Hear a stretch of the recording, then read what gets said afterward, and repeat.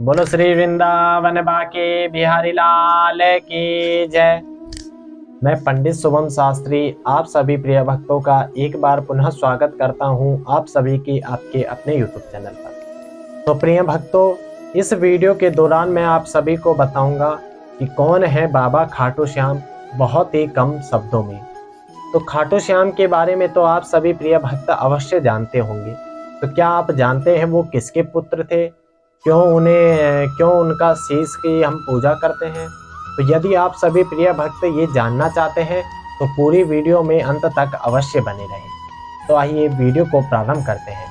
तो प्रिय भक्तों, बाबा खाटू श्याम के पिता का नाम था घटोत्कच, यानी ये गदाधारी भीम पांडु पुत्र के पौत्र थे और इनकी माता का नाम था अहिलावती। इनका शासन प्रारंभ होता है महाभारत के समय से और इनका पूर्व में नाम था बर्बरी। तो प्रिय भक्तों, माना जाता है कि बाबा खाटू श्याम अपने पिता घटोत्कच से भी ज़्यादा शक्तिशाली थे और ये देवी के उपासक थे। तो इन्हें देवी से वरदान प्राप्त था 3 वाण, जो कि अपने लक्ष्य को भेदकर वापस आ जाते थे और इसी के कारण बाबा खाटू श्याम अजय थे। तो प्रिय भक्तों, महाभारत के युद्ध के दौरान बाबा खाटू श्याम युद्ध देखने की इच्छा से कुरुक्षेत्र आ रहे थे। तो भगवान श्री कृष्ण को पता चला कि बाबा खाटू श्याम भी युद्ध देखने यानी बर्बरिक भी युद्ध देखने के लिए आ रहे हैं। अगर ये युद्ध में आए तो परिणाम पांडवों के विरुद्ध होगा, क्योंकि बाबा खाटू श्याम यानी बर्बरिक उसी की तरफ से युद्ध करते थे जो हारता था। इसीलिए बर्बरिक को हारे का सहारा भी कहा जाता है। तो भगवान श्री कृष्ण खाटू श्याम को रोकने के लिए एक गरीब ब्राह्मण का भेष धारण करे और बाबा खाटू श्याम को रास्ते में मिले और उनसे अनजान बनकर पूछने लगे कि आप कौन हैं और कहाँ जा रहे हैं। तो बर्बरिक ने उत्तर दिया कि मैं एक दानी योद्धा हूँ जो अपने एक बाण से महाभारत युद्ध का निर्णय कर सकता हूँ। भगवान श्री कृष्ण ने उनकी परीक्षा लेनी चाहिए, तो उन्होंने एक बाण से एक पीपल के सारे पत्तों में छेद कर दिया, परंतु एक पत्ता श्री कृष्ण के पैर के नीचे था, दबा हुआ था, तो इसलिए वो बाण श्री कृष्ण के पैर के ऊपर ही ठहर गया, वो पत्ता बच गया। भगवान श्री कृष्ण बाबा खाटू श्याम की क्षमता को देखकर हैरान हो गए और किसी भी तरह उन्हें युद्ध में जाने से रोकने का प्रयास करने लगे। तो प्रिय भक्तों, अब भगवान श्री कृष्ण ने बाबा खाटू श्याम यानी बर्बरिक से कहा कि तुम एक पराक्रमी वीर हो, मुझ गरीब को कुछ दान नहीं दोगे?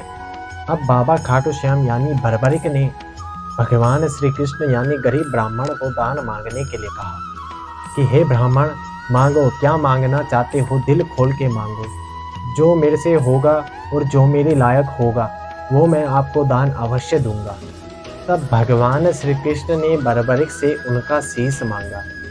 अब बाबा खाटू श्याम समझ गए कि ये कोई ब्राह्मण नहीं है, तो उनसे वास्तविक परिचय देने को कहा कि आप कोई ब्राह्मण नहीं लगते, अपने वास्तविक रूप से हमें दर्शन दो।